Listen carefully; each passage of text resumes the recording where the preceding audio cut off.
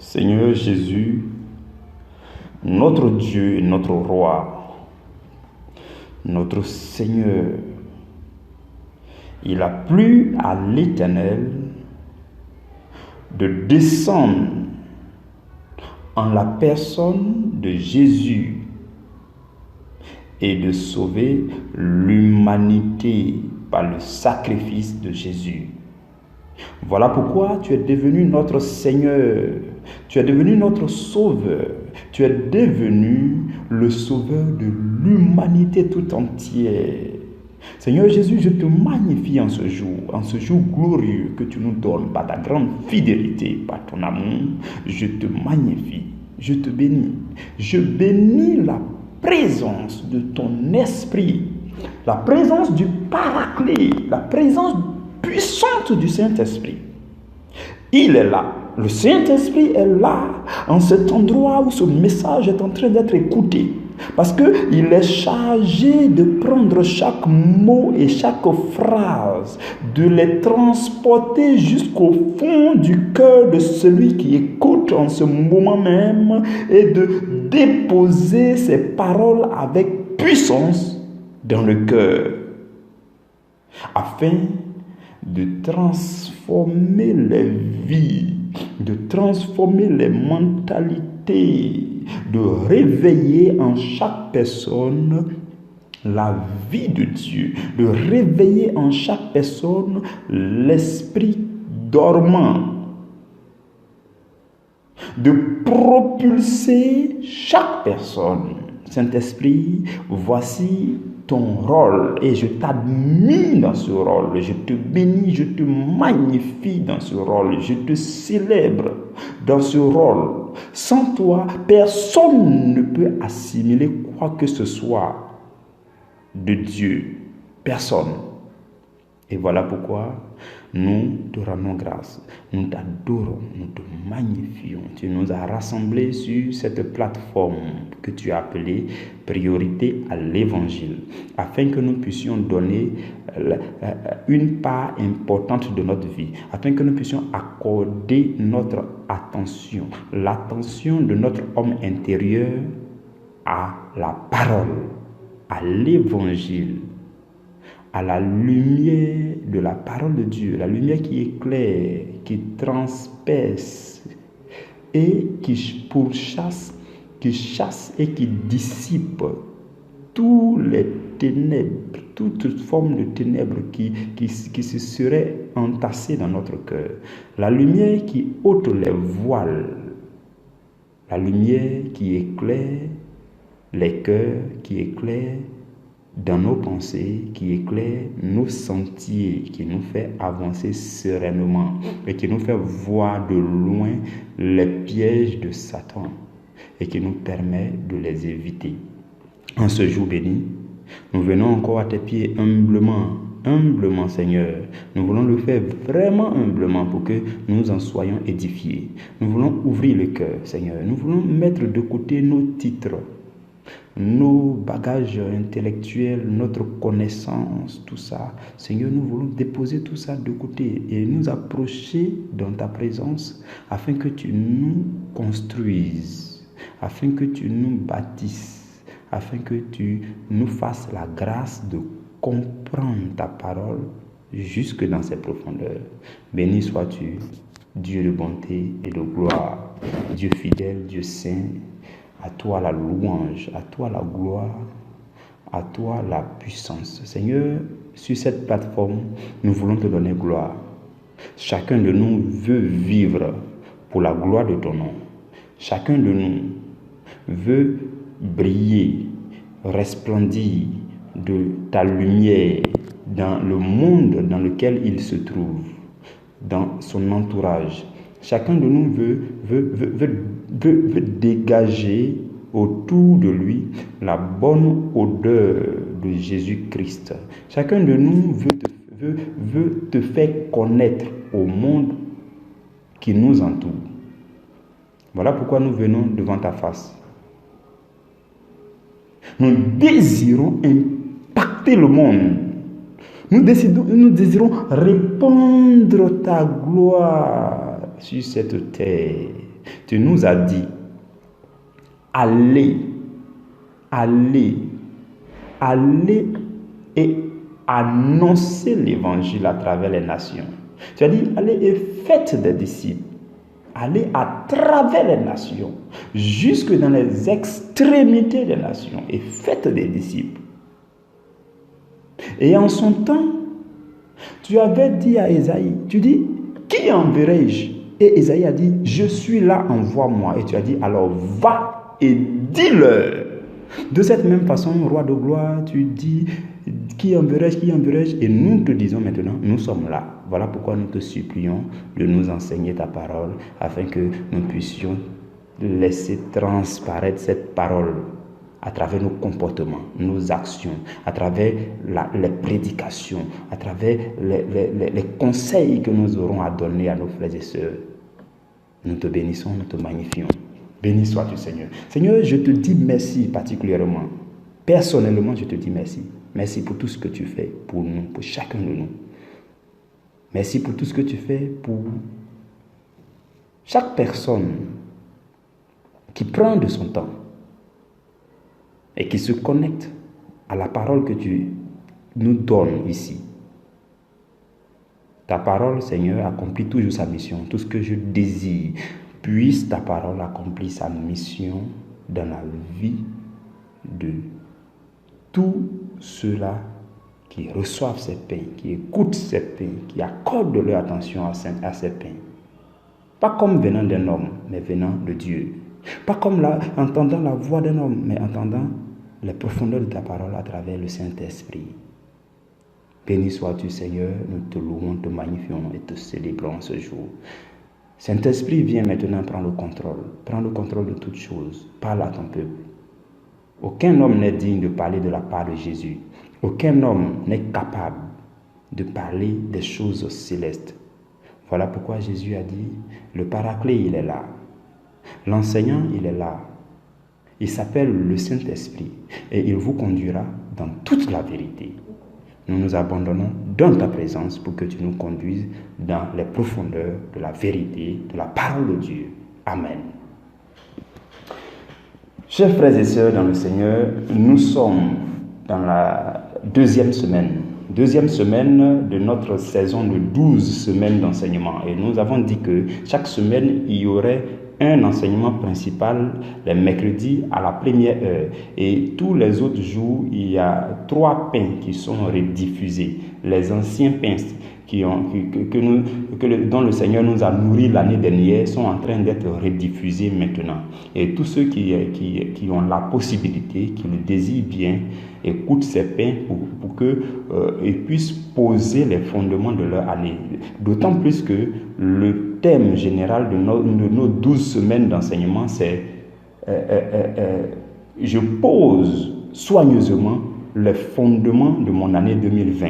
Donc, pour poser les fondements, c'est quelque chose de solide. Une fondation n'est jamais faible. Non, une fondation, c'est du condensé, c'est du entassé, condensé, renforcé. C'est du béton armé qu'on fait à la fondation. Donc, vous voyez, voilà pourquoi c'est corsé, voilà pourquoi c'est lourd, voilà pourquoi c'est du 100 à l'heure.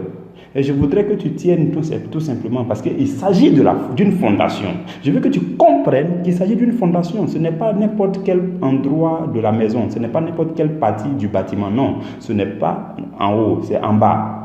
Ça se renforce. Si tu veux construire jusqu'à R plus 1000, tu dois faire une fondation beaucoup plus solide qui doit supporter R plus 1000. Maintenant, si tu veux construire seulement R plus 2, bon, la fondation peut être tu peux faire la fondation à main levée, si tu veux faire R plus 2. Mais sache que si le jour tu voudras mettre R plus 3e dessus, ça peut s'écrouler. Voilà pourquoi, dès maintenant, il faut que tu poses ta fondation. La fondation que tu vas poser, la solidité de cette fondation va déterminer la hauteur que tu vas atteindre en termes de construction, en termes de bâtiment. C'est pareil. Voilà pourquoi je vous invite encore à subir cela. Bon, si vous subissez, sinon moi, je trouve que ça devrait être passionnant. Voilà. Que Dieu vous bénisse. Alors, le thème de cette deuxième semaine. Le thème de l'enseignement principal que nous sommes en train de faire maintenant pour cette deuxième semaine, c'est 4 choses de mon passé qui serviront à bâtir les fondements de mon futur. Dans la méditation, le Seigneur m'a poussé à comprendre qu'il y a des choses dont on a besoin dans le passé afin de mieux construire l'avenir. Ce n'est pas tout le temps qu'il faut oublier tout ce qui s'est passé. Non, il y a des choses qui se sont passées parce que vous en avez besoin. Parce qu'il vous faut en tirer quelque chose pour votre fondation. Il faut en tirer quelque chose sur laquelle vous devez marcher pour vous élancer vers le futur. Voilà pourquoi nous allons voir aujourd'hui ces 4 choses que le Seigneur m'a mis à cœur. Peut-être que le Saint-Esprit, lorsqu'il va te conduire dans toute la vérité, il va te donner une 5e chose, une 6e chose, jusqu'à je ne sais pas, mais aujourd'hui nous allons voir fondamentalement 4 choses de ton passé qui serviront à bâtir les fondements de ton futur. Mes frères et mes sœurs dans le Seigneur, la première chose, c'est que l'année dernière et les années passées, tu as eu à être en contact avec des gens. Tu as échangé avec des gens. Et parmi ces gens, il y en a que tu as admirés. Parmi ces gens, il y en a qui t'ont été utiles. Peut-être dans ton service, peut-être dans ton entourage au quartier, peut-être dans ton cercle d'amis, je ne sais où, mais durant ta vie passée, il y a des personnes ou des entités ou des choses qui t'ont été utiles, qui t'ont enseigné quelque chose, qui ont apporté une valeur ajoutée à ta vie, qui t'ont donné des conseils, des orientations, des leçons. Il y a ces choses-là, ces personnes-là qui étaient dans ton passé. Ce que je voudrais nous dire pour parler de la première chose, c'est que il faut que nous puissions identifier nos meilleurs conseillers du passé. Ça, c'est la première chose. Donc, les meilleurs conseillers du passé peuvent nous être utiles pour notre futur. Dans le livre de Proverbes, au chapitre 15, au verset 22, la Bible dit que les projets échouent faute d'une assemblée qui délibère, mais ils réussissent quand il y a de nombreux conseillers. Donc dans ce verset-là, la Bible nous révèle que nos projets, nos idées, nos décisions, nos activités réussissent si des gens s'associent pour réfléchir sur la question. 2 ou 3 se posent des questions sur le sujet et ensuite ils se donnent des conseils. C'est ça qu'on appelle une assemblée qui délibère. Des conseillers, des uns et des autres qui apportent leurs avis et on conjugue tout cela, ça devient un conseil et on applique cela à nos décisions, à nos projets. Et c'est ce qui permet à nos projets d'avancer, de réussir. C'est ce que nous dit la Bible dans le livre de Proverbes. D'où la nécessité d'avoir des conseillers. Donc, c'était normal qu'on ait des conseillers dans le passé. Mais on avait des conseillers peut-être dans tous les sens. On avait aussi tout type de conseillers. Il y a des gens qui nous donnaient des conseils. Il y a des choses, des scènes, des choses, des objets qui nous donnaient des conseils qui ne marchaient pas toujours. Donc, il y a une foule de conseillers. Nous avons eu à avoir affaire à une foule de conseillers dans notre vie passée. Vous pouvez vous asseoir calmement et puis réfléchir à tous ceux qui vous ont donné des conseils l'année dernière. Vous allez voir que il y avait des gens qui ont été mauvais conseillers. Il y avait aussi des gens qui ont été bons conseillers. Quand je parle de conseiller, ne voyez pas seulement un homme. Nous allons en venir tout à l'heure. Lorsque vous lisez un livre, le livre peut vous conseiller. Vous comprenez? Tous ceux avec quoi vous entrez en contact et à partir desquels vous retirez des informations, ces choses peuvent vous donner des conseils. Mais c'était une foule de conseillers. C'était trop. C'est le moment pour vous, au moment où vous avez franchi une nouvelle année et que vous voulez aller de l'avant, c'est le moment pour vous de marquer une petite pause pour voir qui sont ceux qui étaient les mauvais conseillers, qui sont ceux qui étaient les bons conseillers, afin d'évoluer avec les bons conseillers et leurs conseils.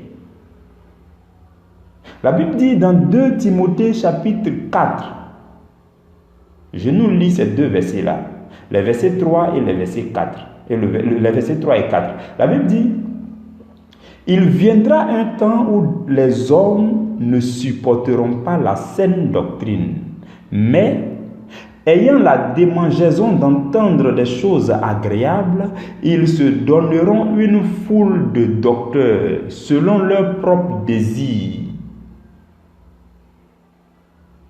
Ils détourneront l'oreille de la vérité et se tourneront vers les fables. Parole du Seigneur. Vous voyez ces deux versets-là. Ces deux versets-là nous révèlent des choses importantes.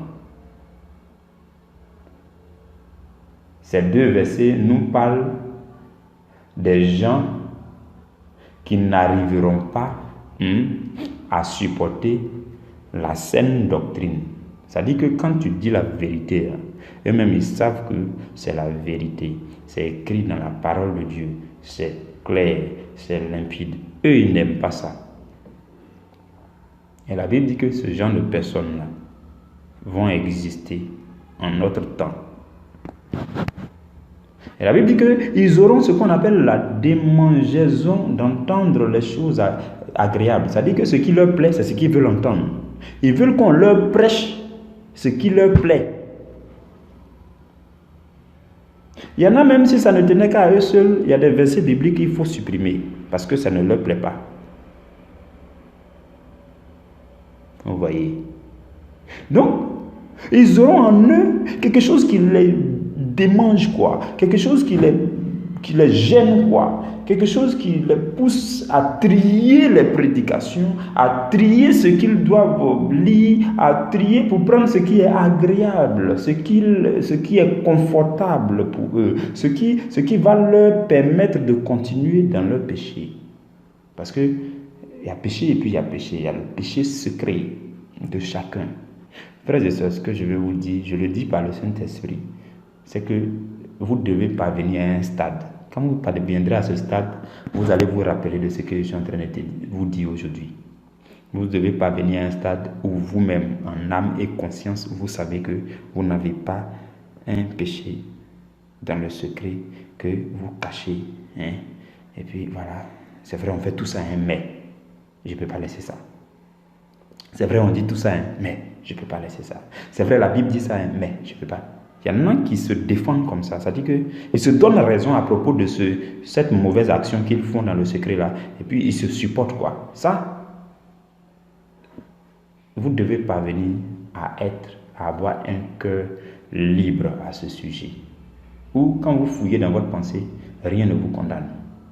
C'est à ce niveau que le chrétien doit parvenir. Et dès que vous découvrez quelque chose qui vous condamne, vous tombez à genoux devant le Seigneur pour dire, Seigneur, je ne veux pas traîner un péché, pardonne-moi. Oh, je veux avoir une pensée saine. Oh, roi de gloire, je te supplie, pardonne-moi. Apprenez à ne pas vous donner raison. Bon, ce n'est pas de ça qu'on devait parler. C'était une parenthèse. Je continue. La question qu'on peut se poser après avoir lu ces 2 versets de 2 Timothée chapitre 4 là, c'est pourquoi est-ce que les hommes ne supporteront pas la saine doctrine? Pourquoi au juste? Mes frères et mes sœurs, la ruse du Satan fait que il y a beaucoup de séducteurs. La Bible en a parlé. La Bible a dit dans les derniers temps, il y aura beaucoup de séducteurs. Il y en a même qui viendront dire c'est moi Jésus-Christ. Non, il n'y avait pas Jésus-Christ avant, c'est moi Jésus-Christ. Donc il y aura beaucoup de séducteurs par la ruse du diable. C'est ce qui fait que il emballe les gens. Et quand il emballe les gens ne veulent plus voir la vérité. Les gens ne veulent plus supporter la saine doctrine. Il y a aussi le péché qui agit dans la chair, le péché qui bouscule les gens. C'est-à-dire que comme il se plaît dans tel péché, il ne veut plus entendre certaines choses. Il y a aussi l'argent. Vous voyez, l'argent, c'est vrai, c'est une bonne chose, mais à un moment donné, comme vous avez le pouvoir d'achat, vous pouvez vous acheter telle chose, vous pouvez vous acheter 2 ou 3 voitures climatisées, vous pouvez vous acheter un appartement lointain caché, louer un appartement lointain caché et puis aller passer des semaines avec une jeune fille sans que personne vous voie. L'argent vous donne ce pouvoir d'achat. Et au moment où vous allez vous en rendre compte, vous avez fini de faire, vous pensez que personne ne vous a pas vu, ainsi de suite. L'argent nous pousse à un confort. L'argent peut vous pousser à être gourmand. Parce que quand vous avez de l'argent dans la poche, tout ce que vous voulez manger, vous mangez. Et alors vous oubliez que le chrétien doit jeûner. Ainsi de suite. Voici tout ce que l'argent peut faire. Et ainsi de suite. Et à un moment donné, vous ne voulez pas entendre certains enseignements parce que vous ne jeûnez plus. Et quand on prêche sur le jeûne, ça vous dérange. Et quand vous mangez aussi et que vous êtes fatigué, vous dormez, vous n'arrivez plus à prier. Lorsqu'on prêche sur la prière, ça vous dérange. Vous voyez ce que l'ennemi fait. Donc ça fait que vous avez la démangeaison d'entendre les choses agréables qui vont avec votre train de vie. Vous comprenez? C'est pourquoi la Bible dit que l'argent n'est pas mauvais en soi, mais c'est l'amour de l'argent qui n'est pas bien. Lorsque vous commencez à avoir un attachement particulier avec l'argent, l'argent vous fait avoir tel pouvoir d'achat, telle chose, vous faites telle chose, les gens commencent à vous apprécier grâce à votre argent. Votre attachement avec votre argent va vous éloigner de Dieu. Et la Bible recommande aux riches de ce siècle de faire attention, de ne pas mettre leur confiance en leur argent, mais plutôt de mettre leur confiance en Dieu. Et d'utiliser leur argent pour faire de bonnes œuvres. Vous comprenez? Il y a aussi l'influence. Je vais dire cette chose-là, c'est très important. Il faut en parler. Vous voyez, je vais parler selon ce que le Seigneur me met à cœur. Il y a aussi l'influence des offrandes sur les hommes de Dieu et puis les femmes de Dieu. Donc, dans l'église ou bien dans la communauté, ou bien, voilà, il y a des gens qui sont riches et qui font de grosses offrandes. Quand ils commencent à faire de grosses offrandes, il peut avoir de l'influence sur l'homme de Dieu. Voilà, il peut avoir de l'influence sur l'homme de Dieu. Et donc, le message peut changer. L'homme de Dieu le voit souvent dans ses dégagements, dans ses péchés, dans la ville. Il le voit, il fait des choses un peu gauches. Mais bon, quand il quitte là-bas, il vient donner une grosse offrande. Et donc, quand les deux se retrouvent à l'église, dans l'assemblée, l'homme de Dieu ne peut plus prêcher certaines choses qui le concernent, et ainsi de suite. Le message commence à changer, ainsi de suite. Donc, l'homme de Dieu est poussé à lui donner la chose agréable. L'homme de Dieu fait partie, parce que le verset que nous avons lu dit, ils se donneront une foule de docteurs selon leur propre désir. Donc, il y a des gens dans les églises, leur argent, à cause de leur offrande, ils veulent détourner le message. Ils veulent se donner une foule de docteurs selon leur propre désir. Et il commence à détourner l'oreille de la vérité. Et l'homme de Dieu, le message commence à changer. Bon, c'est triste ce que je suis en train de vous dire. Ce n'est pas avec gaieté de cœur que je vous le dis. C'est très triste parce que je ne souhaite pas que cela arrive à qui que ce soit. Donc vous comprenez. Voici des choses qui font que les hommes peuvent ne pas supporter la saine doctrine. Qui font que les hommes peuvent se faire des docteurs, des foules de docteurs, des pasteurs qui vont leur prêcher ce qu'ils aiment. Et tout cela ensemble vont s'éloigner de la saine doctrine. Vous comprenez? Et c'est dans tout ce vacarme-là que se trouve l'ensemble des conseillers. Vous comprenez pourquoi je suis en train de parler de ça? Donc, nos conseillers se trouvent dans tout ce vacarme-là.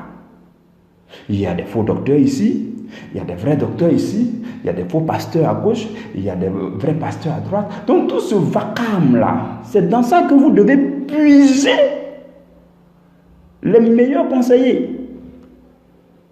Et vous avez peut-être eu affaire à tout cela l'année dernière. Donc, le risque, c'est le risque de se faire conduire par des aveugles. Des aveugles spirituellement parlant. Parce que des gens qui ne prêchent plus la vérité de la parole, s'il veut conduire quelqu'un, il va pas réussir. Parce que ce quelqu'un-là déjà est censé être quelqu'un qui ne voit pas clair dans la parole. Donc il faut quelqu'un qui voit clair pour pouvoir le conduire. Voilà pourquoi la Bible dit dans Luc chapitre 6, verset 39, Jésus dit, un aveugle peut-il conduire un aveugle?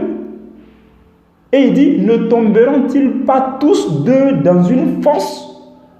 Donc, il peut y avoir beaucoup d'aveugles parmi vous, autour de vous. Et parmi eux là, il y en a qui vous conseillent. Bon, donc vous avez eu affaire peut-être à tout cela l'année dernière. Allez-vous continuer avec tout cela encore sans peut-être vous asseoir pour faire un bilan, pour trier, peut-être si le Saint-Esprit le souhaite, afin d'avoir une bonne qualité de vie dans le futur. C'est ce qu'il faut faire justement. Donc, je vais nous dire un peu où est-ce que nous pouvons... Nous parlons de conseiller. Tout à l'heure, j'ai dit, si nous parlons de conseiller, ne voyez pas seulement les hommes. Parce que les livres que vous avez pu lire l'année dernière, que ce soit des livres chrétiens ou pas, ces livres-là vous ont donné des conseils. Donc, si jamais vous voulez vous asseoir calmement pour identifier les conseillers, les bons conseillers, les mauvais conseillers, je vous propose de commencer, par exemple, par tout ce que vous avez lu. Quels sont les livres que j'ai lus l'année dernière? Quels sont les livres qui m'ont donné de bons conseils? Quels sont les auteurs de ces livres-là? Et puis vous notez leur nom. Ça veut dire que ce livre-là, je l'ai apprécié. Son auteur m'a donné de bons conseils. C'est un bon conseiller. Et puis vous marquez. Vous comprenez? Parmi vos amis, dans votre cercle d'amis, au travail ou bien au quartier, dans la famille élargie, qui sont ceux qui l'année dernière vous ont donné de bons conseils?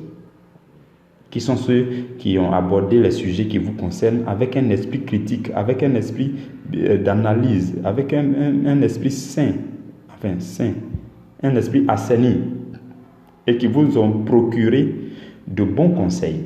Vous marquez. Vous voyez. Parmi les hommes de Dieu et les femmes de Dieu que vous côtoyez, je dis ceux que vous côtoyez, je n'ai pas dit vous partez à l'église asseyez, et puis il prêche, et puis après vous levez, vous partez, vous n'êtes jamais allé à son bureau, vous n'avez jamais échangé avec lui personnellement. Je parle de ceux avec qui vous échangez personnellement. Parmi eux, il y en a certainement qui vous ont donné de bons conseils, il y en a qui ont tendu l'oreille à vos questions personnelles et qui vous ont donné de bons conseils. Vous pouvez les marquer aussi. Il y a aussi les enseignements et les prédications. C'est-à-dire que l'homme de Dieu, c'est un gars, il prêche, ses vidéos se trouvent sur YouTube. On parle de lui. Ça a attiré ton attention. Tu télécharges ses vidéos, tu regardes ses vidéos. Et tu vois que de ces vidéos, de cette prédication, de ces enseignements, tu as tiré des choses qui t'ont été utiles pour ta vie spirituelle et pour ta vie dans la société. Et ça t'a marqué. Tu mets leur nom. Ceux qui ne t'ont rien dit aussi, inutile de marquer leur nom. Vous voyez. Donc, vous pouvez faire ça pour pouvoir avoir la liste de vos conseillers. C'est cela, mes frères et mes sœurs. Mais ce que je veux vous dire pour terminer cette partie, ce premier point, c'est que peu importe que ce soit un livre qui vous donne des conseils, que ce soit un enseignement, une prédication qui vous donne des conseils, que ce soit votre cercle d'amis, vos camarades du quartier, vos amis dans la famille élargie qui vous donnent des conseils, que ce soit les hommes de Dieu, les femmes de Dieu que vous côtoyez là, qui vous donnent des conseils, tout cela, devrait contribuer à développer votre relation personnelle avec le meilleur conseiller, le Saint-Esprit. Tout cela sont des guides pour que vous puissiez développer une relation personnelle et intime avec le conseiller par excellence, c'est le Saint-Esprit. Si quelqu'un vous donne des conseils que ça ne vous aide pas à développer votre relation avec le Saint-Esprit, c'est un mauvais conseiller. Je vous donne juste cet indicateur en même temps. Si quelqu'un vous donne des conseils qui n'ont rien à voir, qui ne peuvent pas vous aider à développer votre vie spirituelle, c'est un mauvais conseiller. Ah oui, je vous le dis, je le dis comme ça ouvertement parce que vous êtes chrétien. Et si vous êtes chrétien, dès que vous devenez chrétien, vous n'êtes plus naturel, vous devenez spirituel. Un chrétien, c'est un être surnaturel, un être spirituel. Il doit être plus conscient de son esprit que de son corps. Malheureusement, beaucoup sont plus conscients de leur corps. Moi, aujourd'hui, quand je dis moi, je ne parle pas de mon corps. Non, je ne suis pas en train de parler de mon intelligence, de ma mentalité, de mon âme. Non, je parle de mon être profond qu'on appelle esprit. Et en fait, ça doit être votre cas. C'est ça le chrétien. Donc, tout ce qui contribue à développer votre être intérieur, qu'on appelle l'esprit, tout ce qui consiste à développer la vie de votre esprit ou encore votre vie spirituelle, cela est une bonne chose. Et si ça vient d'un conseiller, c'est un bon conseiller. Donc, tout contribue à aiguiser votre relation avec le Saint-Esprit. Je veux que vous ayez cet indicateur en tête. Si quelqu'un vous a donné des conseils sur des choses, même si ça a marché, mais c'est des conseils selon le monde qui n'ont rien à voir et qui n'ont même pas eu un impact positif sur votre vie chrétienne, votre vie spirituelle, vous pouvez le classer dans la liste. En tout cas, vous pouvez ne pas le classer dans la liste des meilleurs conseillers. Je ne sais pas vers où vous allez mettre, mais vous pouvez ne pas le mettre dans la liste des meilleurs conseillers. Donc, un meilleur conseiller que vous allez tirer du passé doit pouvoir être quelqu'un qui vous aide à grandir spirituellement, à avancer dans votre vie spirituelle. Deuxième chose, j'espère que nous allons terminer. Deuxième chose. La deuxième chose, mes frères et mes sœurs, vous concerne directement vous-même. La deuxième chose concerne chacun de nous. Je voudrais que tu suives. Je voudrais que tu prêtes beaucoup plus d'attention. Parce que la deuxième chose est tout aussi importante que la première chose et les autres choses à venir. La deuxième chose, ce sont les leçons que chacun de nous doit tirer de ses propres échecs du passé. Des leçons que chacun de nous doit tirer de ses propres échecs. Je parle de tes propres échecs. Là où l'année dernière tu as échoué, là où ça n'a pas marché, et puis ça t'a frustré, ça t'a énervé. Là où tu as chuté, là où tu as péché, là où le projet n'a pas marché, là où tu as pris une décision que tu n'as pas respectée l'année dernière.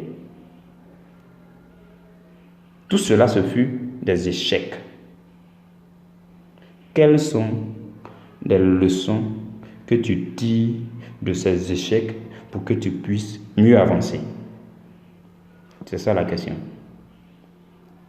Quelles leçons chacun de nous tire de son passé, de ses échecs, ses propres échecs du passé? Quelles leçons il en tire? Et ce que je voudrais vous dire, c'est que nous avons pris l'habitude d'accuser les autres pour nos propres échecs. Nous avons pris l'habitude de mettre la responsabilité sur quelqu'un d'autre.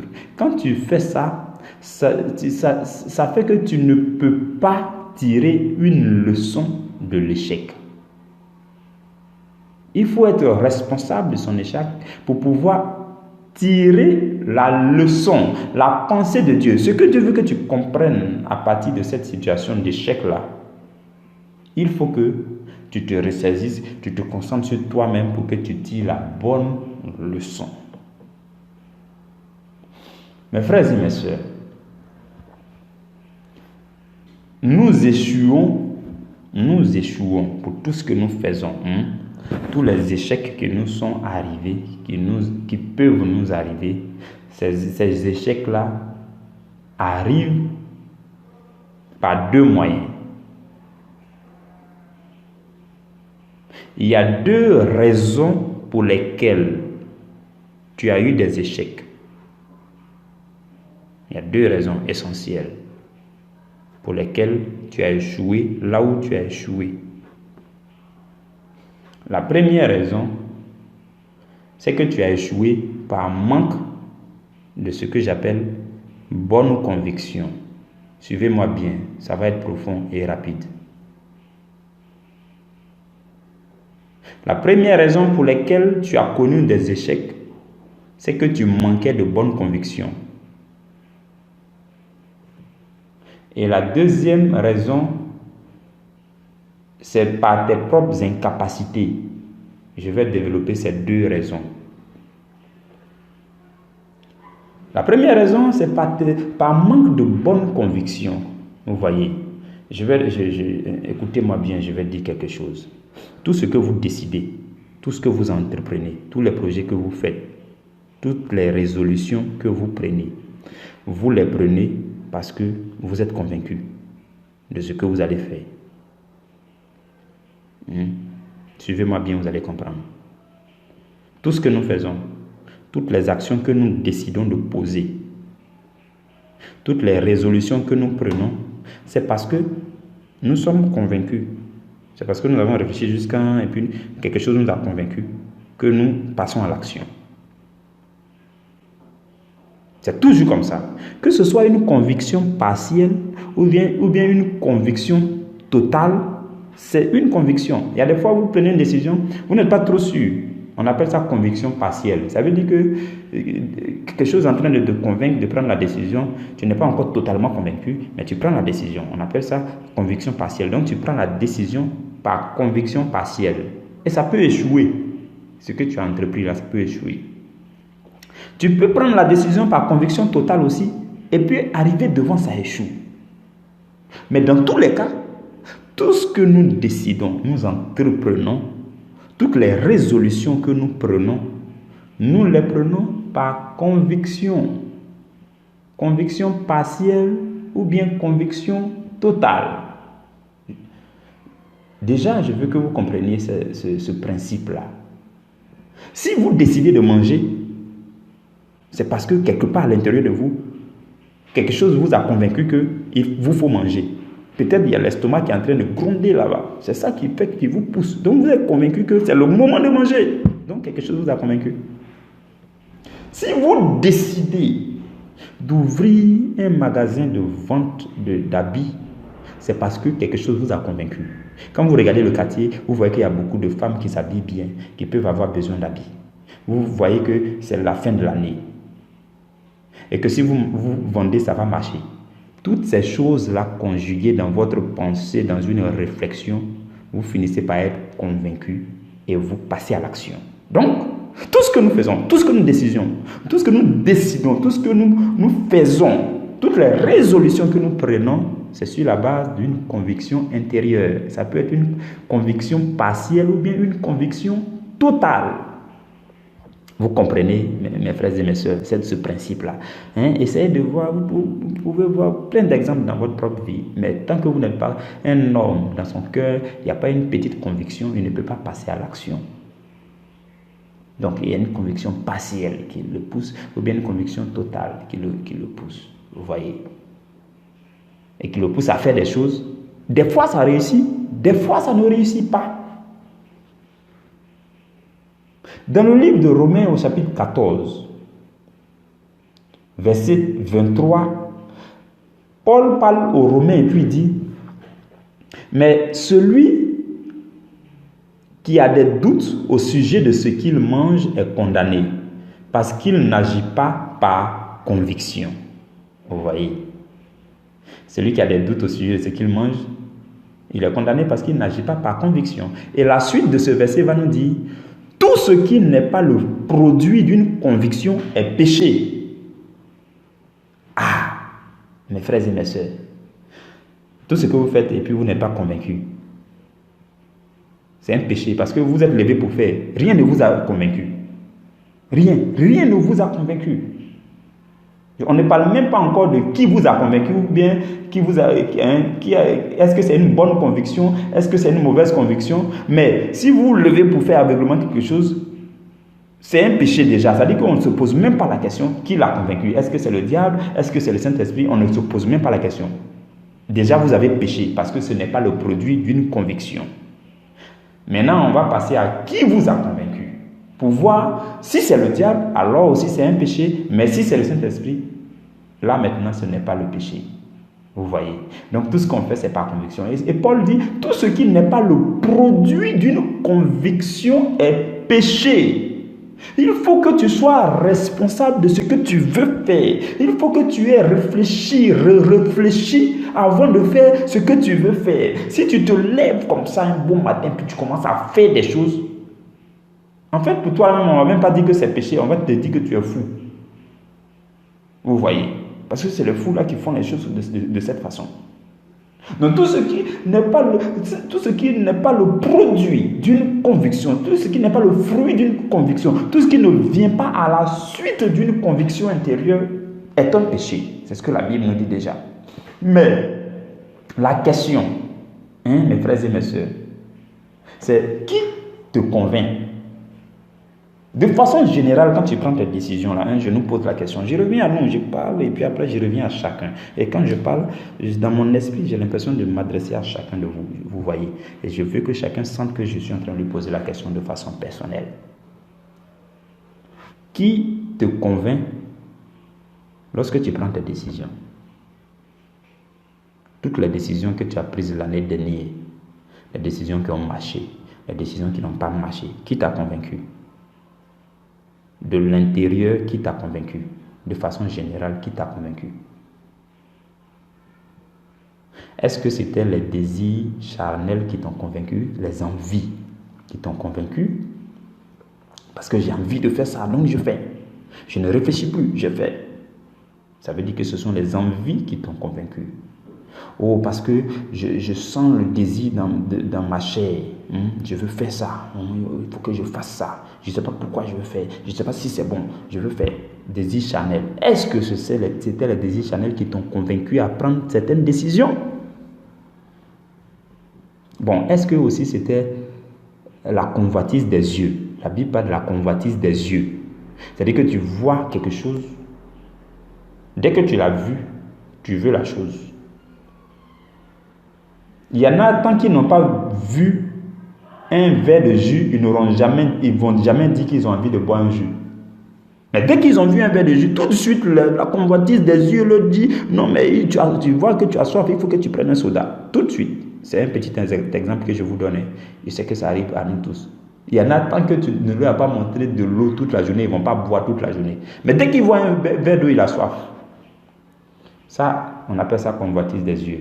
Mais ça, c'est un peu léger, quoi. Il y a des péchés plus graves qui sont provoqués par la convoitise des yeux. Il y en a, ils ne peuvent pas voir une belle femme. Je parle des hommes.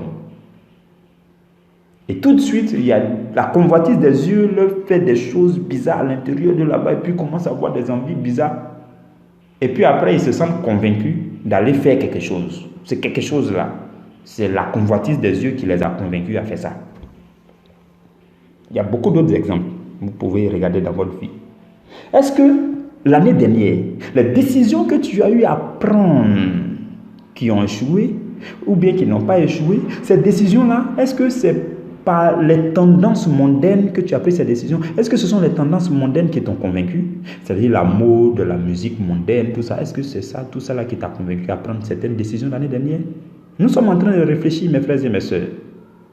Et nous sommes en train de parcourir des choses que tu as eu à faire l'année dernière pour voir qui sont ceux qui t'ont convaincu. Qu'est-ce qui t'a convaincu? Qu'est-ce qui t'a poussé à l'action? Est-ce que c'était les mauvais conseils? Tout à l'heure, nous avons parlé des conseils. Ça peut être un mauvais conseiller qui te pousse à l'action, qui te convainc. Il te donne des conseils là selon ses raisonnements. Et puis après, tu es convaincu. Tu passes à l'action. Ça veut dire que c'est le mauvais conseiller qui t'a poussé à l'action. Ou bien le mauvais conseil qui t'a poussé à l'action. C'est le mauvais conseil qui t'a convaincu. Vous voyez. L'année dernière, tu as fait beaucoup de choses. Tu as pris beaucoup de décisions. Tu as posé beaucoup d'actions. Qui t'a convaincu à faire tout cela? Est-ce que c'était le Saint-Esprit qui t'a convaincu à prendre certaines décisions? Est-ce que c'était la parole de Dieu? C'est-à-dire à la suite d'une méditation, un verset biblique tombe dans ton cœur et puis tu dis, yes, je peux prendre cette décision parce que enfin la parole de Dieu a parlé. Est-ce que c'était la parole de Dieu qui t'a convaincu? Est-ce que c'était le Saint-Esprit qui t'a convaincu à travers la parole? Est-ce que c'est quand tu as écouté une prédication, il y a une force qui est rentrée en toi, tu as senti cette force-là rentrer en toi, et puis te remplir, et puis tu étais motivé, tu t'es levé, tu dis, yes, ça a marché. Je suis convaincu que je dois faire ça. Est-ce que c'était à la suite de ça? Est-ce que c'était la puissance du Saint-Esprit derrière la révélation de la parole qui t'a poussé à prendre cette décision? Je veux que tu vois, l'année dernière a été tellement longue, je veux que tu regardes. Il y en a aussi, ce sont les songes, les visions qui viennent les convaincre. Tu as fait un songe. Et puis dès que tu te lèves du songe, tu dis, ah Seigneur, je comprends. Ah d'accord, oui. Et puis tu es convaincu, tu t'en vas faire. Ou bien tu as fait une vision. Et puis à la suite de cela, tu es convaincu. Vous voyez. Pierre, par exemple, quand il était à Joppé, il a fait une vision. Il est tombé en extase. Et c'est là que le Seigneur lui a envoyé une nappe. Et puis il a vu des quadrupèdes, des reptiles. Et puis le Seigneur lui a dit, Pierre, prends et mange. Il a dit, Seigneur, je n'ai jamais mangé les choses impures comme ça. Et puis Dieu lui a dit, prends et mange parce que ce que moi j'ai déclaré pur, tu ne peux pas déclarer ça impur. Cela lui est arrivé 3 fois. Mes frères et mes sœurs, c'est à partir de cet instant que Pierre a commencé à annoncer l'évangile aux païens. Pierre allait directement chez Corneille. Vous voyez. Donc, cette vision-là a convaincu Pierre. Et la Bible dit quand il a fini la vision, il était en train de réfléchir à la vision et le Saint-Esprit maintenant va venir achever la chose. Et la Bible dit, le Saint-Esprit lui a dit, sors et va avec les 2 hommes qui se sont présentés, va chez Corneille pour aller prêcher l'évangile. Et Pierre est parti. Donc, il a été convaincu par le Saint-Esprit. Toi, qui te convainc dans tes décisions et dans tes résolutions avant que tu passes à l'action? Il y a des gens aussi qui passent à l'action de façon spontanée. Bon, qui te convainc? Mes frères et mes sœurs, ce que je voudrais nous dire, c'est que l'échec provient de tout ce qui n'est pas une conviction par Dieu, par la parole de Dieu, par le Saint-Esprit. Si ce n'est pas le Saint-Esprit qui t'a convaincu de faire quelque chose, si ce n'est pas la parole de Dieu qui t'a convaincu de faire quelque chose, si ce n'est pas Dieu, si ce n'est pas Jésus qui t'a convaincu de faire quelque chose, on appelle ça la mauvaise conviction.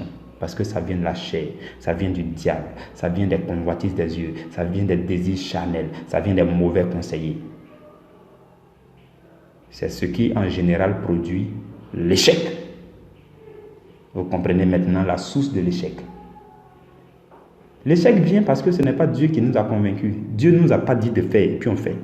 Le Saint-Esprit ne nous a pas dit de passer à l'action et puis on passe à l'action. Ce n'est même pas un verset biblique qui nous a dit de faire et puis on fait. C'est ça qui conduit à l'échec.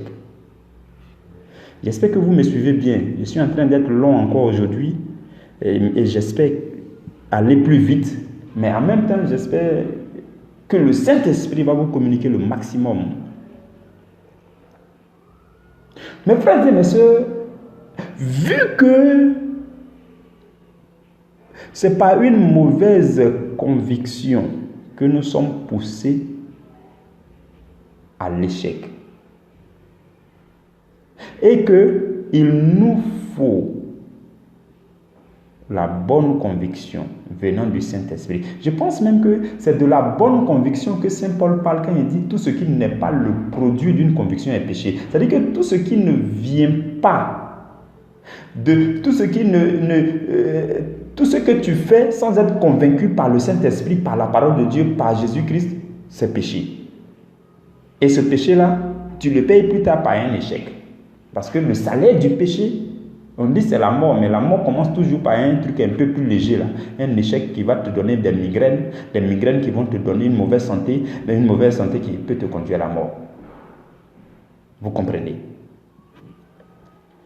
Il y a donc nécessité de bien répondre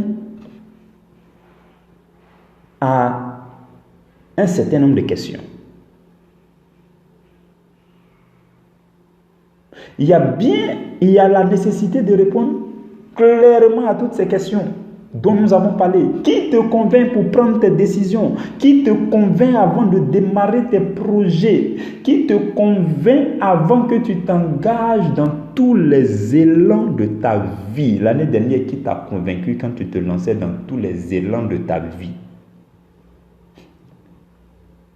Quand tu vas bien répondre à cela et que tu vas comprendre que c'est le Saint-Esprit qui doit te convaincre, c'est la parole de Dieu qui doit te convaincre avant de te lancer dans tous les élans de ta vie, tu seras tout simplement en train de poser une bonne fondation pour les mois à venir.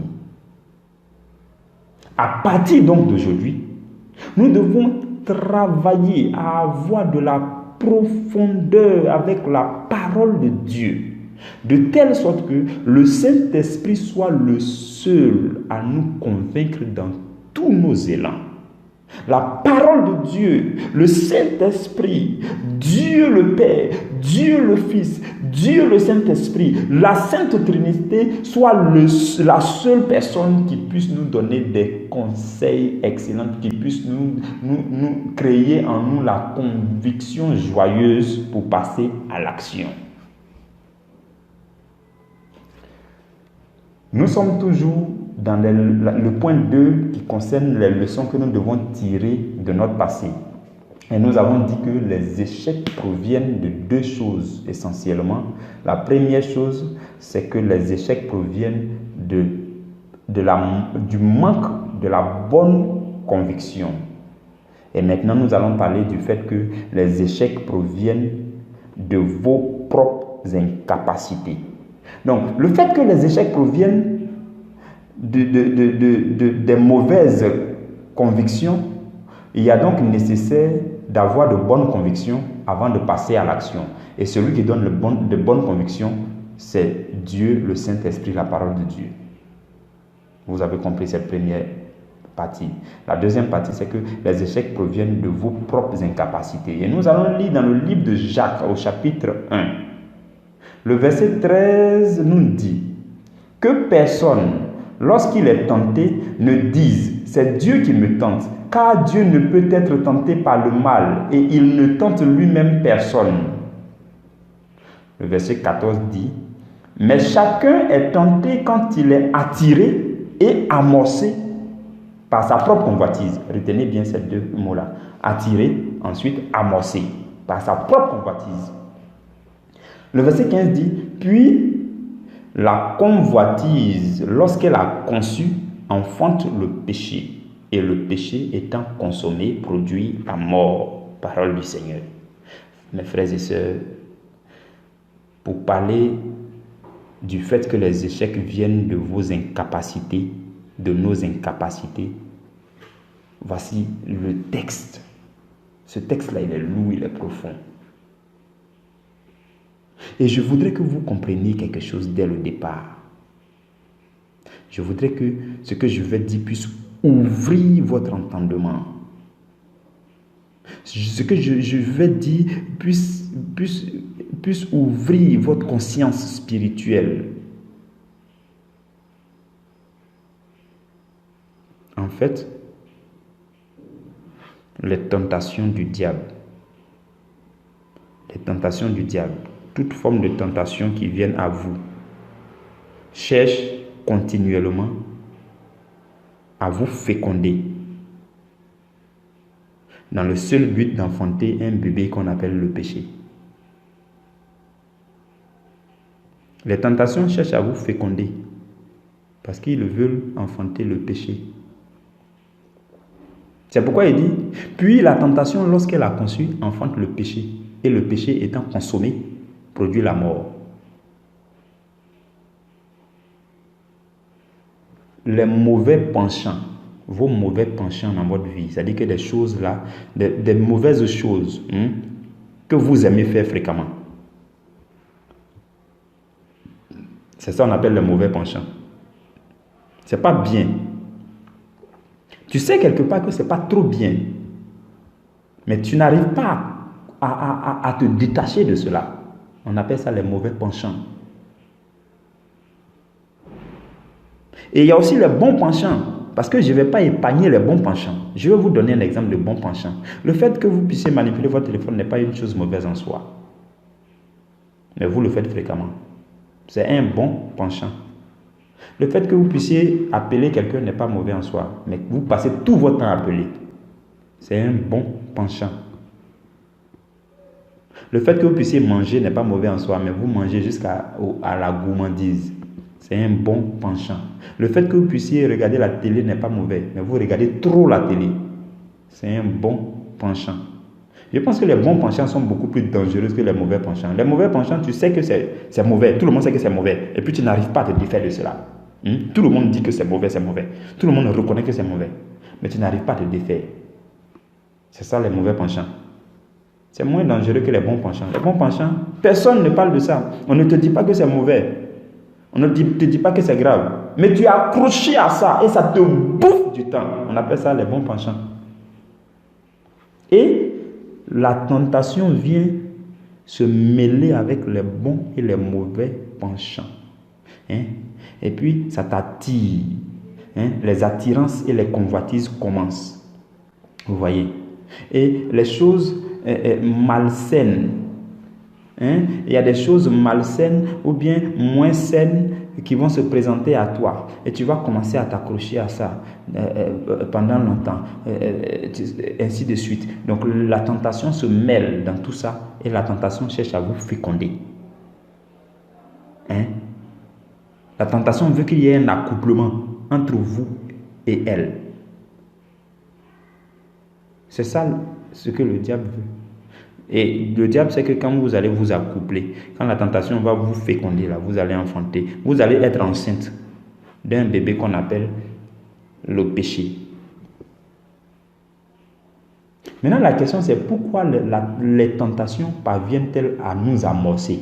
Parce que, vous voyez, parce que la Bible dit que chacun est tenté, dans le verset 14 que nous avons lu, il dit, chacun est tenté quand il est attiré. C'est-à-dire qu'il est d'abord attiré, comme nous l'avons dit, les bons penchants, les mauvais penchants, les choses, les petits trucs que tu fais là, tous les jours là, tu es attiré par ça au fur et à mesure. Donc, tu es attiré. Et quand tu es attiré, comme les tentations sont remplies dedans, sont mêlées dedans, tu n'arrives pas à bien voir les tentations. Et donc, ça t'attire, les choses t'attirent là-bas. Et quand ça t'attire, qu'est-ce qui se passe par la suite? Ça t'amorce. Dès que ça t'a attiré et que ça t'a amorcé, tu tombes enceinte d'un bébé péché. Tu commences à nourrir un péché. Dans ta pensée, tu commences à dire, oh, mais c'est intéressant, mais si je faisais telle chose. En fait, ça te pousse à passer à un haut niveau, quoi. Vous voyez. C'est comme quelqu'un qui regarde la télé jusqu'à... Finalement, il aime trop regarder la télé. Et quand il regarde la télé jusqu'à un moment donné, comme il regarde tardivement, quand les parents rentrent, il y a une voix qui lui dit, mais il faut changer la chaîne là, il faut mettre sur les chaînes X là. Il commence à mettre sur les chaînes X. Non? La tentation là, a commencé, qu'il a attiré là, l'a amorcé. Il est tombé enceinte d'un bébé péché. Et là, il regarde maintenant les films X. Quand on regarde les films X, il est enceinte. Il regarde le film X jusqu'à la grossesse pousse. Il est enceinte d'un bébé péché. Ça pousse, ça pousse, ça pousse.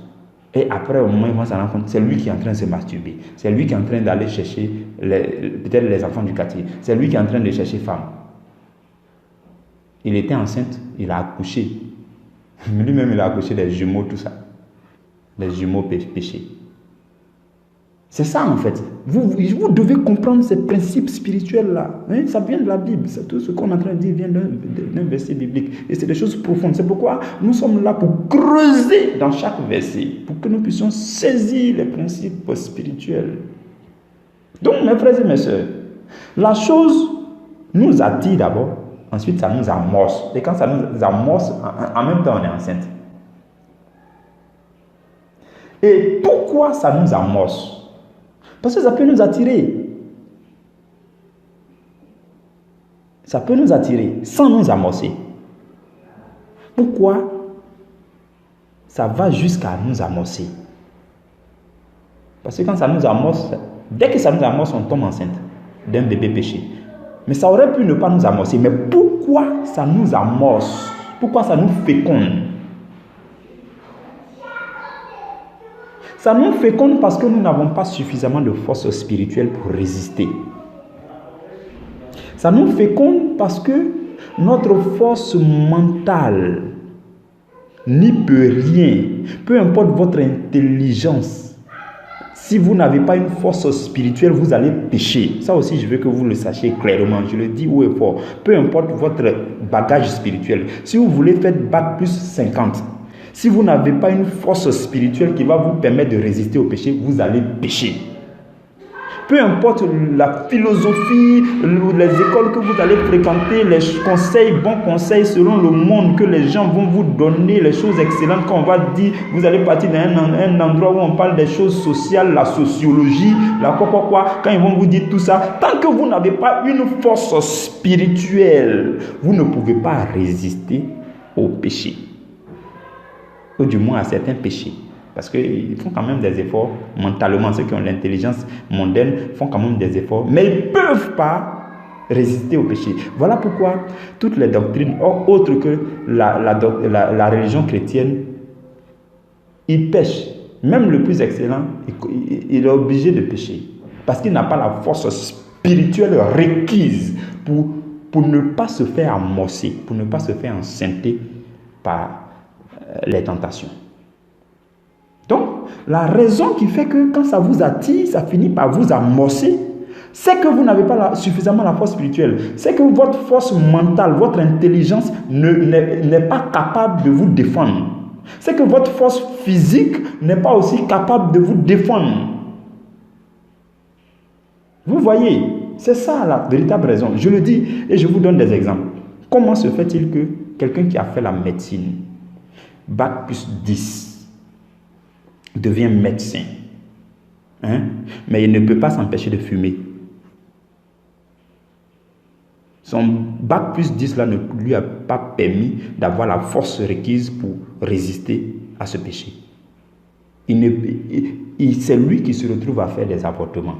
Son bac plus 10 là ne lui a pas permis de comprendre que l'avortement c'est un crime. Donc finalement il a été attiré par des choses, par la tentation, il a été enceinté par la tentation et il a enfanté le bébé péché qu'on appelle l'avortement.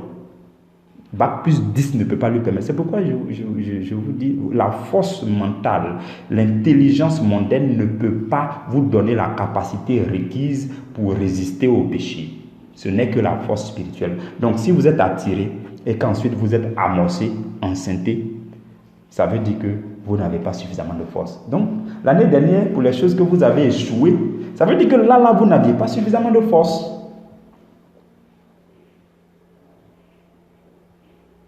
Ça veut dire que vous n'avez pas suffisamment de force. Et mes frères et mes soeurs, il est possible de savoir à quel moment on est attiré, à quel moment on est amorcé, à quel moment on est enceinte, à quel moment on accouche. Je vais vous dire cette parenthèse-là rapidement. Je vais vous dire à quel moment pour que vous puissiez savoir. Parce que vous allez dire, mais j'ai dit tout ça, mais comment on va savoir qu'on est attiré? Comment on va savoir qu'on est amorcé? Comment on va savoir qu'on est enceinte d'un péché? Et parce que je vous dis, c'est possible d'avorter le péché avant d'accoucher. C'est possible. Je vais vous dire pourquoi. Et c'est mieux d'ailleurs. Il y a des bons avortements à faire ici. C'est d'avorter le bébé péché avant qu'il vienne au monde. C'est ça au fait. Les autres avortements ne sont pas à faire. Alors, ce qui se passe, C'est que quand vous êtes là et que vous êtes attiré par des convoitises, les tentations, le fait d'avoir seulement l'idée à l'esprit, ça fait que vous sentez dans votre chair un certain plaisir. C'est-à-dire que ça vous plaît quoi. Ça me plaît. Je me sens bien. Voilà. Vous vous sentez bien parce que ça a commencé à vous attirer. Vous êtes d'accord avec cette attirance. Donc, ça vous sentez bien. Un peu quoi. Mais en même temps, vous sentez que quelque part, on dirait que Dieu n'est pas trop d'accord avec. Il semble que Dieu n'est pas d'accord avec l'idée. Mais moi, ça me plaît. C'est-à-dire que vous dites ça me plaît. Mais on dirait que Dieu n'est pas d'accord avec. Et puis vous continuez à nourrir l'idée. Vous continuez à vous laisser attirer. Malgré tout. Malgré que vous sentez que Dieu n'est pas d'accord, vous continuez à vous laisser attirer. Et vous êtes de plus en plus convaincu que le Saint-Esprit n'est pas d'accord. Quelque chose vous dit que Dieu n'est pas vraiment d'accord. Mais vous vous sentez à l'aise dedans. Et vous commencez même à programmer, à passer à l'action. Vous voulez passer à l'action. Vous êtes en train de vous entêter. Dès que vous faites ça, vous êtes enceinte. Dès que vous programmez l'action, vous voulez passer à l'action, vous êtes enceinte. Dès que vous commettez l'action, vous avez enfanté le bébé péché. Mes frères et mes sœurs, ce que je veux vous dire dans cette parenthèse-là, c'est que vous pouvez être enceinte. Vous pouvez nourrir une idée. Parce que Satan vous tourmente. Il vous presse, il vous compresse, il vous opprime. Vous pouvez nourrir une idée. Tant que vous n'êtes pas passé à l'action, le péché n'est pas enfanté. Parce que regardez ce que le verset de Jacques l'a dit. Il dit, puis la convoitise, lorsqu'elle a conçu, enfante le péché. Donc, si vous n'avez pas enfanté le péché, vous n'avez pas péché. Une femme qui n'a pas accouché, on ne peut pas dire qu'elle est mère. On ne peut pas dire non, toi tu viens d'être mère alors qu'elle n'a même pas accouché. Même si tu l'as vue enceinte dans le quartier, tu l'as vue, elle est enceinte. Tant qu'elle n'a pas accouché, on ne peut pas dire elle est mère. Voilà pourquoi, peu importe les idées que vous nourrissez, rentrez continuellement dans la présence de Dieu pour que Dieu puisse vous donner la capacité d'avorter le péché avant de l'accoucher. C'était la parenthèse.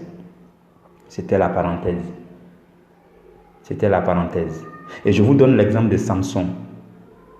Samson a nourri l'idée. Dieu a tout fait, mais Samson s'est entêté. Le péché a été conçu en lui. Il a péché. Vous connaissez l'histoire de Samson. Judas aussi a nourri l'idée de livrer Jésus. Il aurait pu avorter cette grossesse-là avant d'enfanter le péché. Mais il est allé jusqu'à pécher. Mais il y a de bons exemples des gens qui ont avorté le péché. Joseph est la femme de Potiphar. La femme l'a lutté. Elle dit, Joseph, aujourd'hui là c'est aujourd'hui. Aujourd'hui là c'est mon jour. Tu es trop beau, ceci, cela. Joseph dit, ma chère, je vais te donner un coup de poing si tu ne me laisses pas. Je vais te gifler si tu ne me laisses pas. Et il a tout fait. Même son habit est resté là-bas. Donc Joseph a lutté pour avorter le péché. Mes frères et mes sœurs, ce que je suis en train de vous dire, c'est très important. Il faut que vous puissiez l'appliquer à votre propre vie. Si vous voyez qu'un péché veut sortir de vous, avortez ce péché. S'il faut fermer la bouche humblement, même si la honte doit tomber sur vous, ne libérez pas ce péché, ne poussez pas. Le bébé péché là veut sortir. Vous sentez les douleurs de l'enfantement du bébé péché. Vous voulez ouvrir la bouche pour insulter quelqu'un. Vous voulez taper quelqu'un. Vous voulez passer à la corruption. Vous voulez rentrer dans la colère. Vous voulez voler quelque chose. Vous voulez convoiter quelque chose. Vous voulez avoir des envies bizarres. Vous voulez aller carrément à gauche. Ne laissez pas ce bébé péché-là venir au monde. Vous en avez la capacité. Vous en avez la capacité. Et ce que je voudrais que vous reteniez dans ce point, c'est que si l'année dernière, vous n'avez pas pu respecter la décision d'abandonner un péché quelconque, c'est parce que vous n'en aviez pas la force spirituelle. Si vous n'arrivez pas à avorter un bébé péché, ou bien à résister à l'attirance des convoitises, et que vous péchez, et que vous vous laissez attirer, ça veut dire que vous n'en aviez pas la force spirituelle. Peu importe la taille de votre force physique et mentale, peu importe votre bagage spirituel et intellectuel, votre bagage intellectuel, pardon, et physique, vous n'avez pas pu résister parce que vous n'aviez pas de force spirituelle. Si l'année dernière, tu n'as pas pu poursuivre le projet que tu as commencé, c'est parce que tu n'en avais pas la force spirituelle. Tu comptais sur ton intelligence, mais ça n'a pas marché parce qu'il te fallait de la force spirituelle. Tu comptais peut-être sur ta force physique, mais ça ne peut pas marcher là encore. Si l'année dernière, tu n'as pas pu avoir du succès dans tel ou tel domaine de ta vie, c'est parce que tu n'en avais pas la force, la capacité spirituelle nécessaire, consistante. Si tu n'as pas pu être à la hauteur dans les tâches qu'on t'avait confiées, les tâches que tu avais à accomplir, si tu n'as pas pu être à la hauteur, c'est parce que tu n'en avais pas la force spirituelle. Si tu n'as pas pu faire des exploits durant toute l'année 2019 et les années précédentes, c'est parce que, mon frère, ma soeur, tu n'en avais pas la force spirituelle suffisante. Donc, il te faut la force spirituelle pour ne pas que tu connaisses beaucoup d'échecs. Il te faut la capacité spirituelle. C'est cela. Donc, c'était tes incapacités qui t'ont poussé à tous ces échecs. Et là, maintenant, tu as besoin d'une capacité, non pas physique, non pas mentale, mais d'une capacité spirituelle, d'une force spirituelle. Donc, tes incapacités, d'un côté, t'ont conduit au péché. Les mauvaises convictions t'ont conduit au péché. Désormais, ce que tu as fait, c'est d'avoir de bonnes convictions, d'être convaincu par le Saint-Esprit avant de passer à une action, avant de prendre une décision. C'est aussi d'emmagasiner la force spirituelle parce que ta force mentale, ta force physique ne peuvent rien faire. C'est ce que tu as à faire pour ce qui concerne la leçon, les leçons à tirer de tes propres échecs de l'année dernière et des années passées.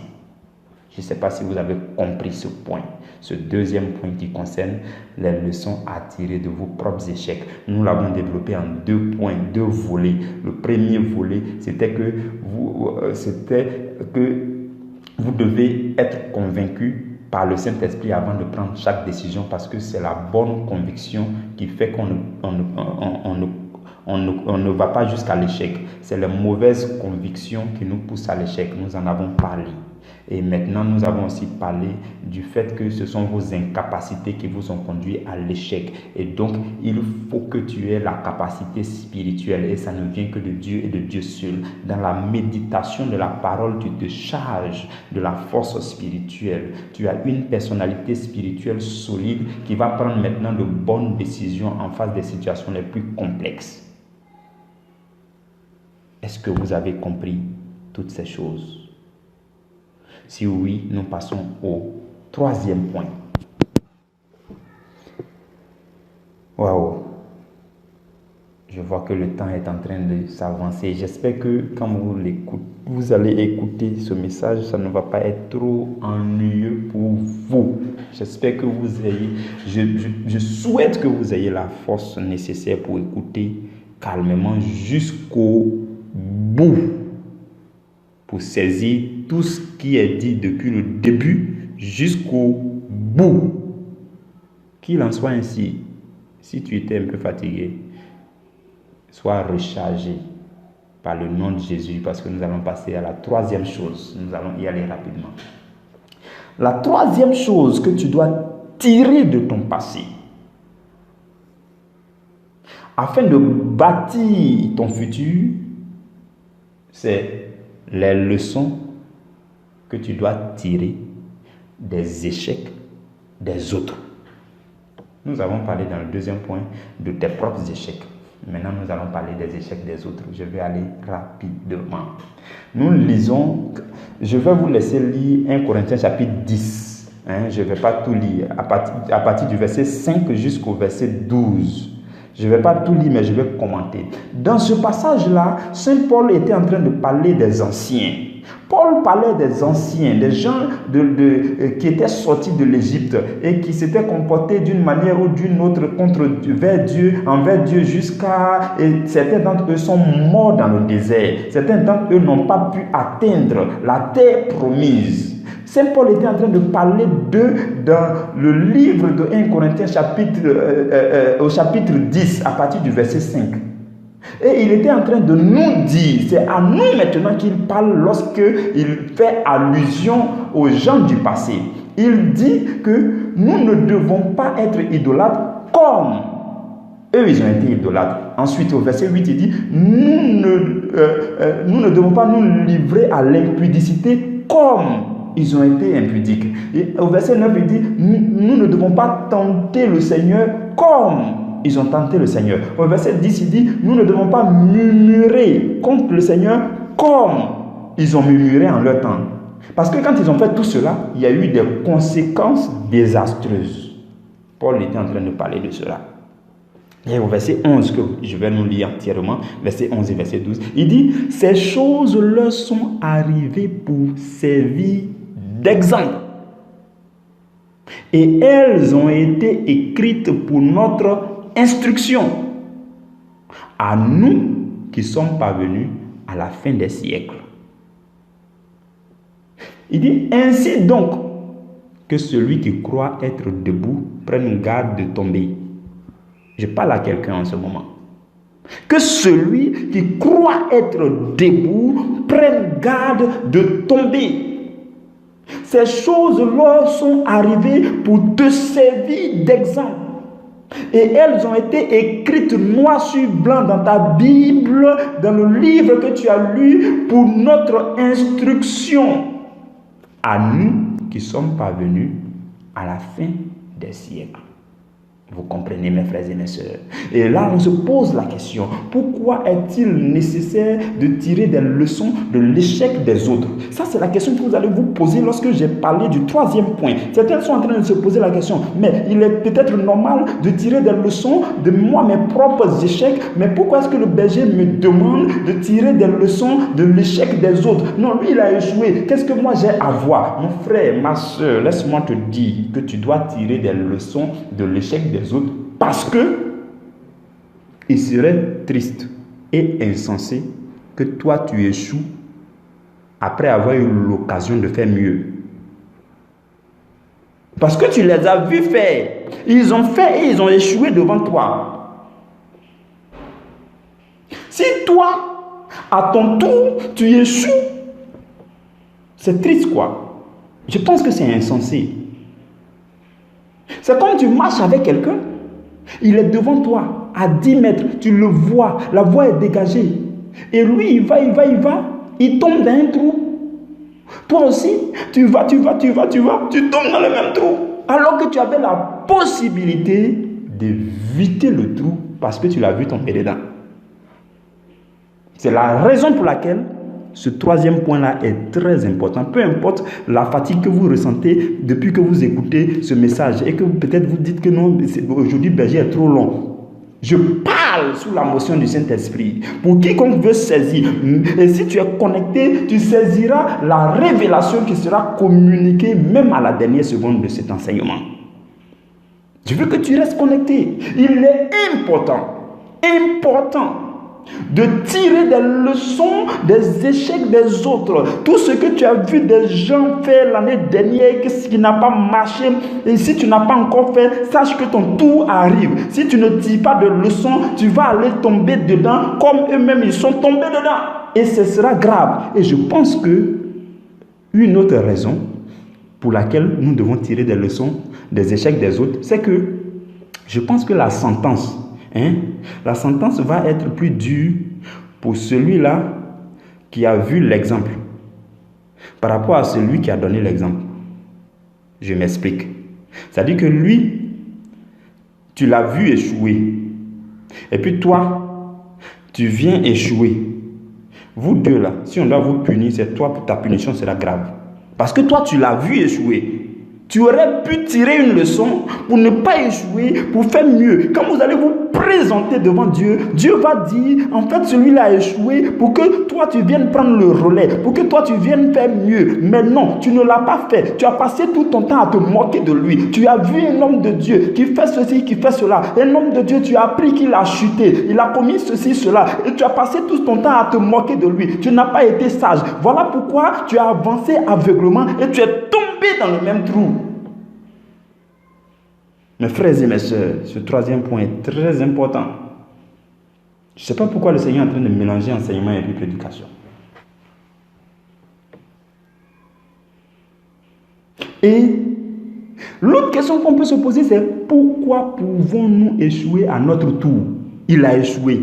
Toi, peut-être, à ton tour, tu aurais pu ne pas échouer. Mais pourquoi tu échoues? Ça aussi, il faut qu'on comprenne. Pourquoi est-ce que j'échoue à mon tour? Parce que moi, je n'ai rien fait. C'est vrai, je n'ai pas tiré de leçon de lui son échec. Mais moi, mon tour est arrivé. J'aurais pu réussir. Pourquoi j'échoue?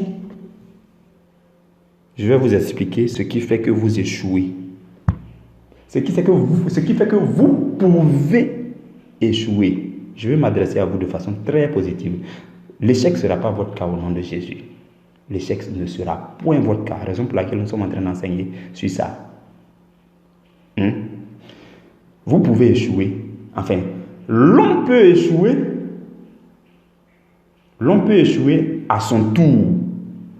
Bien qu'il ait vu quelqu'un d'autre échouer. Et à son tour, il vient échouer. Parce que, voici les raisons. Parce que, lorsqu'il voit l'autre échouer, et qu'il se moque de lui, et qu'il n'est pas compatissant envers lui, dès qu'il le fait, le Saint-Esprit est attristé. Parce que tu t'es moqué de quelqu'un qui n'est même pas ton serviteur. La Bible dit pourquoi parles-tu mal de serviteur de quelqu'un? S'il tombe, s'il ne tombe pas, ce n'est pas ton problème parce que c'est le serviteur d'autrui. Donc, à partir du moment où tu commences à mal parler d'un serviteur d'autrui, tu commences à te moquer de lui parce qu'il a échoué. Le Saint-Esprit, l'Esprit est un. Le Saint-Esprit qui est partout, qui est omnipotent, omniprésent, là, il est un. Il est en toi, il est en lui. Donc, le Saint-Esprit est attristé en toi. Et comme le Saint-Esprit est attristé, tu sais ce qui va se passer. À ton tour, le Saint-Esprit ne pourra pas t'aider à surmonter ce que lui n'a pas pu surmonter. Du coup, tu seras incapable de faire mieux que lui. C'est ce qui se passe. Donc, tu peux échouer si tu t'es moqué de quelqu'un. Quand ton tour va arriver, le Saint-Esprit ne va pas t'aider. Et comme le Saint-Esprit ne va pas t'aider, ce sont les mauvaises convictions qui vont t'aider. Et toi, tu vas aller jusqu'à l'échec. Parce que c'est le Saint-Esprit seul qui donne la bonne conviction. Mais comme tu l'as attristé en te moquant de l'autre, il est attristé, il ne peut pas te donner la bonne conviction. Vous comprenez? C'est cela, mes frères et mes sœurs. Tout ce que nous avons vu lorsque nous parlions de l'échec, nos propres échecs, toutes ces choses peuvent s'appliquer à l'autre. Mais lorsque nous voyons l'autre échouer, tout ce que nous avons à faire, c'est de prier pour la personne. Dans le secret, c'est de compatir pour la personne. Au pire des cas, tu ne fais rien de bon, rien de mauvais, tu restes neutre. Sinon, si tu fais quelque chose de mauvais à son égard, le Saint-Esprit va être attristé. À ton tour, le Saint-Esprit ne va pas t'assister et tu vas aller tout droit dans la même fosse. Ce que je vous dis, c'est très profond. C'est ça le principe qu'on appelle le principe de la double portion. Le piège que tu peux parvenir à éviter à ton tour, c'est que auparavant tu as vu des gens tomber dans ce piège et tu as été compatissant, tu as prié pour eux, tu as pris pitié d'eux, tu ne t'es pas moqué d'eux. C'est alors que Dieu te charge de force à ton tour, tu peux sauter ce piège, tu peux éviter ce piège. C'est ce qui se passe. C'est pourquoi les fils sont censés faire mieux que leur père. Je vous le dis. Jésus a dit quoi? Quand Jésus devait monter au ciel, il dit, celui qui demeure en moi, il fera des œuvres plus grandes que ce que j'ai fait. Et il y a des hommes de Dieu qui ont accompli des œuvres très grandes. Très grandes. Il y a des hommes de Dieu qui ont fait plus de 10 résurrections des morts. Jésus n'en avait pas fait 10. Mais la parole que Jésus a dite, c'est appliqué à eux. Parce que Jésus est le Père. Et les fils sont censés faire mieux que le Père. C'est un principe spirituel. Les fils sont censés faire mieux. S'ils sont en connexion avec le Père, en fait, ce n'est pas les fils ceux qui travaillent, c'est le Père et le Fils qui travaillent. Donc, ce n'est pas le travail du Fils seulement. Aujourd'hui, si vous voyez un homme de Dieu en train de faire des exploits, ce n'est pas lui celui. En fait, ce n'est pas lui-même qui a fait des exploits, mais c'est parce que Jésus est là qu'il fait des exploits. Mais peut-être on le voit parce que Jésus a dit, lui, il fera plus grand. Mais non, mais c'est Jésus qui est là. C'est Jésus qui sous-tend toutes ces actions. C'est Jésus qui fait tout. Donc, en réalité, Jésus fait tout. En réalité, un père supporte ses fils à faire mieux. Voilà pourquoi moi, je crois fermement que si quelqu'un me suit et me suit et me suit, en plus de ce que je lui dirai, quand il va ajouter ce que le Saint-Esprit lui dit dans le secret, il sera nettement beaucoup meilleur que moi. Et je me réjouirai du fait qu'il soit beaucoup meilleur que moi. Parce que l'évangile doit être annoncé jusqu'aux extrémités de la terre. Et il y a des contrées qui n'ont pas encore entendu l'évangile. Et il faut que toi qui m'entends aujourd'hui, tu sois rempli de beaucoup plus de force et de rage. Tu dois être beaucoup plus fougueux. Tu dois être rempli de beaucoup plus de force spirituelle pour faire beaucoup mieux. Mes frères et mes sœurs, je bénis le nom de Dieu pour vos vies. Nous avons cité 3 choses. Et je vais vous parler de la 4e chose en quelques 2 minutes. C'est trop rapide la 4e chose. La première chose, c'est se faire une petite liste des meilleurs conseillers. Nous avons parlé de ça en long et en large. Donc, utiliser les meilleurs conseillers du passé pour bâtir les fondements de notre futur. La deuxième chose, c'est tirer les leçons de nos propres échecs du passé pour bâtir les fondements de notre futur. La troisième chose, c'est tirer des leçons des échecs des autres dans le passé pour bâtir les fondements de notre avenir. Et vous allez me demander, c'est quoi donc la 4e chose? La 4e chose que vous devez prendre de votre passé pour bâtir les fondements de votre futur, c'est cet enseignement.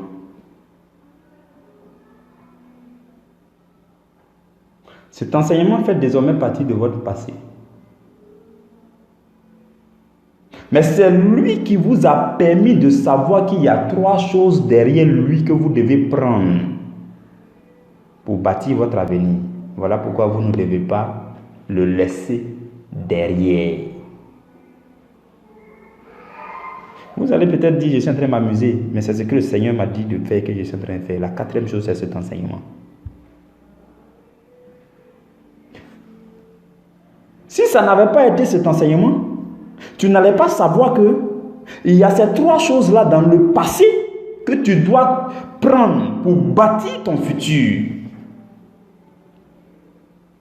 Et cet enseignement délivre le message et il devient la chose qui rentre maintenant dans ton passé.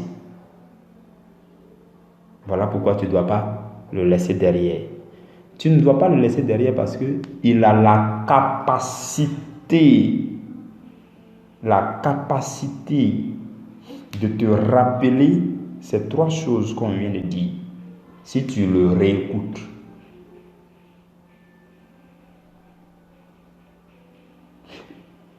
Tu ne dois pas le laisser derrière parce qu'il n'y avait que lui pour te donner la lumière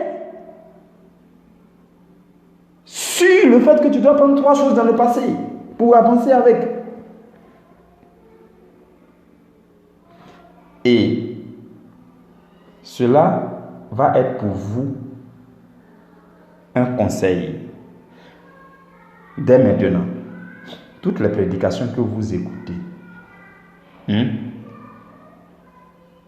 tant que vous n'avez pas consommé la valeur spirituelle de l'enseignement entièrement, tant que l'enseignement n'est pas ancré dans votre esprit, vous devez l'écouter, le réécouter. Je ne parle pas de cet enseignement seulement, mais vous devez pouvoir écouter, réécouter jusqu'à ce que ça soit ancré dans votre cœur, jusqu'à ce que ça devienne cher en vous, jusqu'à ce que vous soyez capable de l'appliquer entièrement. Sinon, on allait dire que comme j'ai lu toute la Bible là, je ne lis plus la Bible. Non. Parce que quand tu vas lire, tu vas relire, ça va toujours t'enseigner quelque chose. Mais les enseignements, peut-être quand tu vas lire peut-être jusqu'à une dizaine, une quinzaine, une vingtaine, une cinquantaine, une centaine de fois, après tu vas dire c'est bon, c'est ancré dans mon esprit.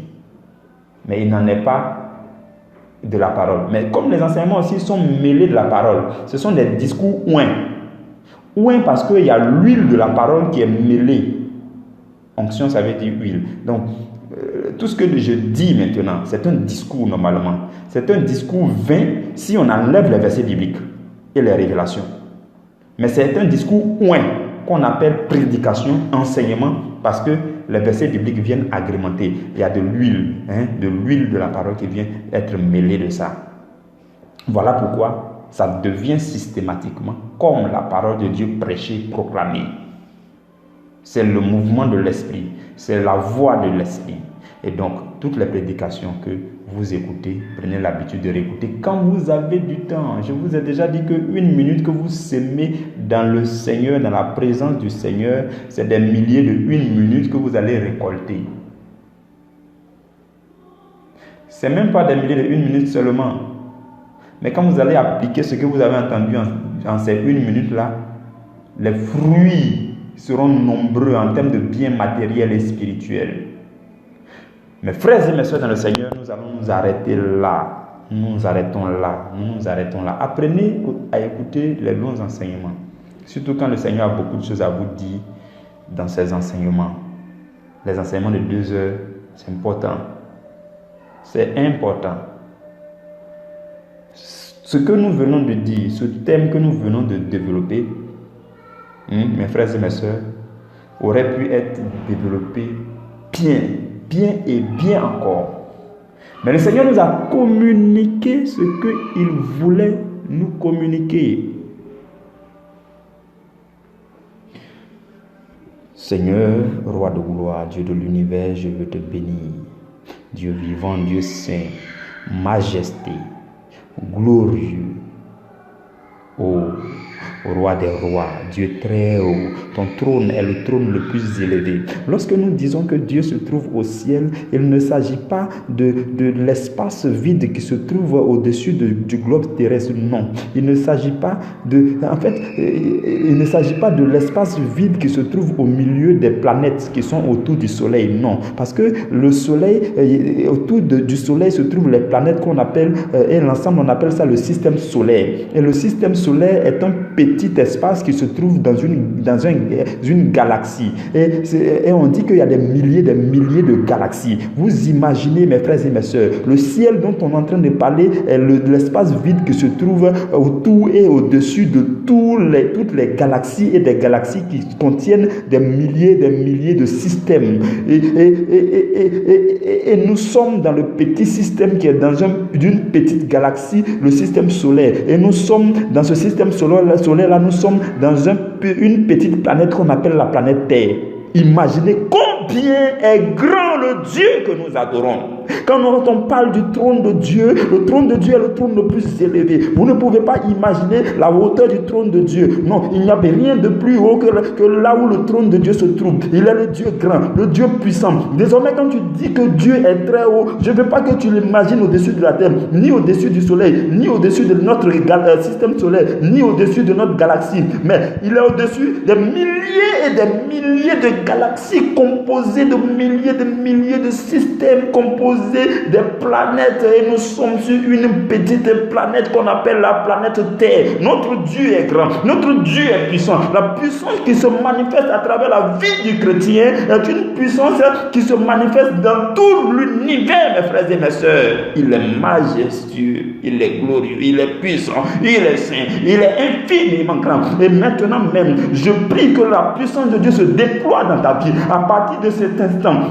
Je prie que le chemin de ton avenir soit déblayé. À partir de maintenant, je proclame et je déclare que tout démon qui veut se positionner au devant de toi est fracassé dans le nom de Jésus. Je proclame que le chemin de ton salut, le chemin qui se déroule de devant de toi jusqu'à l'éternité, ce chemin-là est déblayé. Tout démon à qui l'ennemi a donné une feuille de route afin de te faire chuter, ce démon-là, je le fracasse au nom de Jésus. J'invoque la puissance du feu du Saint-Esprit pour consumer devant toi toute œuvre du diable. Tout ce qui ne confesse pas le nom de Jésus est détruit maintenant. Ta vie est condamnée à faire des exploits pour la gloire de Dieu. Ta vie est condamnée à annoncer l'évangile à travers le monde entier. Ta vie est condamnée à être transformée afin que les hommes voient Dieu à travers toi, afin que la lumière de Dieu atteigne le monde entier. Ta vie est condamnée à donner gloire à Dieu. Ta vie est condamnée à réussir la mission pour laquelle tu es né. Je proclame la vie de Dieu sur ta vie et la puissance du Saint-Esprit dans ta vie au nom puissant de Jésus-Christ de Nazareth. Amen.